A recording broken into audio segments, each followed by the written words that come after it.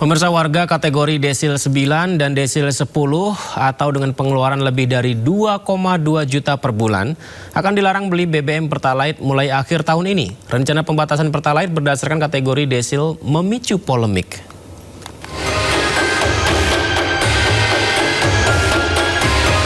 Banyak orang kaya masih beli BBM subsidi. Pemerintah bakal mengatur ulang penjualan Pertalite. Rencananya warga sangat kaya dan super kaya yang berada di kategori desil 9 dan 10 bakal dilarang beli BBM Pertalite mulai akhir tahun ini. Menteri SDM Bahlil Lahadalia menyatakan rencana itu masih dimatangkan. Namun Bahlil menekankan BBM subsidi seharusnya tidak dikonsumsi masyarakat mampu. Masa kita mau pakai subsidi? Yang sudah yang kaya-kaya yang sudah mampu itu jangan ngambil hak rakyat lah, kira-kira begitu. Subsidi itu ya untuk saudara-saudara kita yang berat menerimanya. Rencana pembatasan Pertalite berdasarkan desil memicu polemik. Terlebih beredar narasi warga desil 9 dan 10 adalah mereka yang memiliki pengeluaran lebih dari 2,2 juta per bulan per orang. Masyarakat menilai kategori tersebut tidak mencerminkan kondisi ekonomi sebenarnya. Menteri Sosial Syaifullah Yusuf pun angkat bicara. Menurut Mensos, pengelompokan desil bukan atas variabel gaji dan pengeluaran saja, tapi variabelnya banyak, mulai dari tingkat pendidikan, jumlah anggota keluarga, pekerjaan, kondisi hunian, kepemilikan aset hingga pengeluaran bulanan. BPS ya akan mengukur dan kemudian menentukan keberadaan setiap keluarga atau setiap individu dalam desil-desil itu, mulai dari desil 1 sampai desil 10. Sejak awal kami sudah sampaikan bahwa desil ini dinamis, ya, karena data ini dinamis. Sebelumnya, BPS menyebut desil 9 dan 10 merupakan kelompok masyarakat di peringkat 20% teratas dari sisi kesejahteraan ekonomi. Selama ini kelompok sangat kaya dan super kaya masih banyak beli BBM subsidi. Akibatnya negara harus menanggung subsidi BBM hingga ratusan triliun rupiah setiap tahun. Pembatasan Pertalite bakal menghemat anggaran subsidi hingga 17 triliun rupiah per tahun. Tim Liputan iNews melaporkan. Kementerian Haji dan Umroh mengusulkan agar biaya penyelenggaraan ibadah haji tahun depan naik menjadi Rp107.340.172.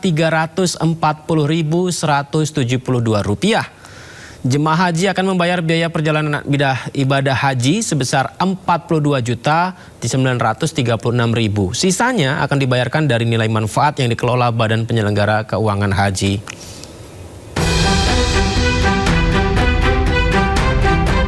Kementerian Haji dan Umroh mengusulkan agar biaya penyelenggaraan ibadah haji pada tahun 2027 naik menjadi Rp107.340.172. Nantinya jemaah haji akan membayar biaya perjalanan ibadah haji sebesar Rp42.936.068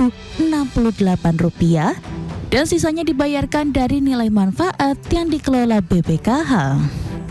Menteri Haji dan Umroh Irfan Yusuf menyampaikan uang yang dibayarkan jemaah adalah untuk penerbangan dari embarkasi ke Arab Saudi dan akomodasi selama di Mekah.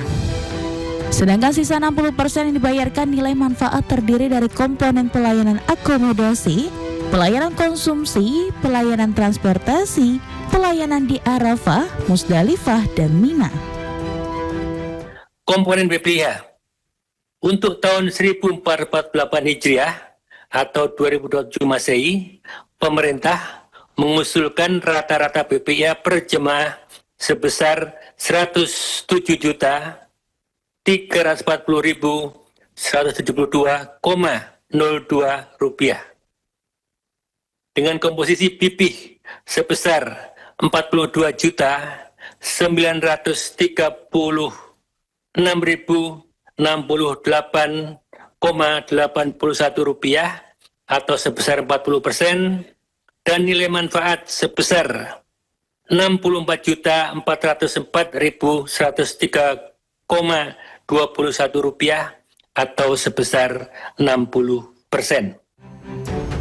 Irfan menjelaskan BPIH yang diusulkan pemerintah naik karena pemerintah Arab Saudi menghapus layanan di tingkat D.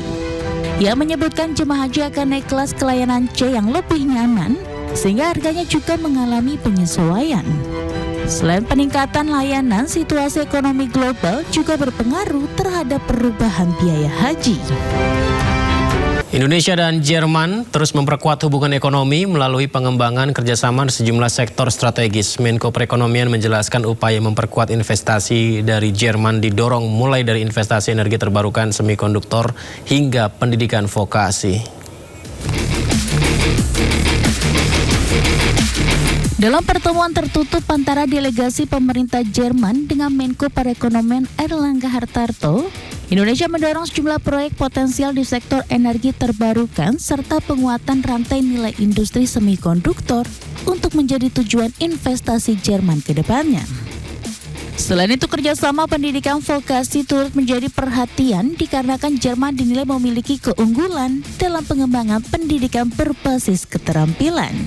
Seperti diketahui, Jerman merupakan salah satu mitra penting Indonesia dan telah banyak berkontribusi dalam pertumbuhan ekonomi dengan lebih dari 250 perusahaan asal Jerman telah menjalankan bisnis serta beroperasi di Indonesia dengan total investasi kumulatif sepanjang 2021 hingga 2026 mencapai 1,23 miliar dolar Amerika.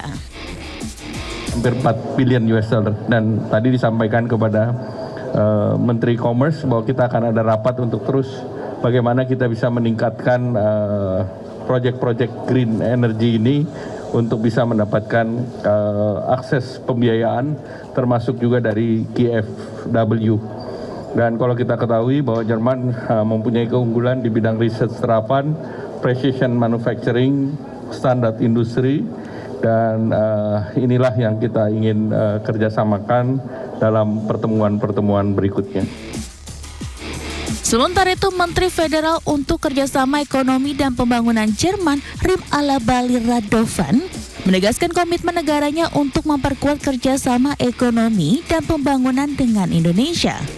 Menurutnya, pelaku usaha Jerman memiliki peluang besar untuk berkontribusi dalam pembangunan berkelanjutan di Indonesia. A long-standing trustful cooperation, especially in the development cooperation, and I'm looking to strengthen our cooperation in the economic sector and also development. So we talked about how we can strengthen German businesses being part of sustainable development in Indonesia, especially in the field of renewable energy. Selain investasi, kedua pihak juga membahas perkembangan Indonesia-European Union Comprehensive Economic Partnership Agreement yang diharapkan dapat ditandatangani pada tahun ini. Airlangga menambahkan keunggulan Jerman dalam riset terapan precision manufacturing dan standar industri menjadi bidang yang akan terus dikembangkan dalam kerjasama kedua negara.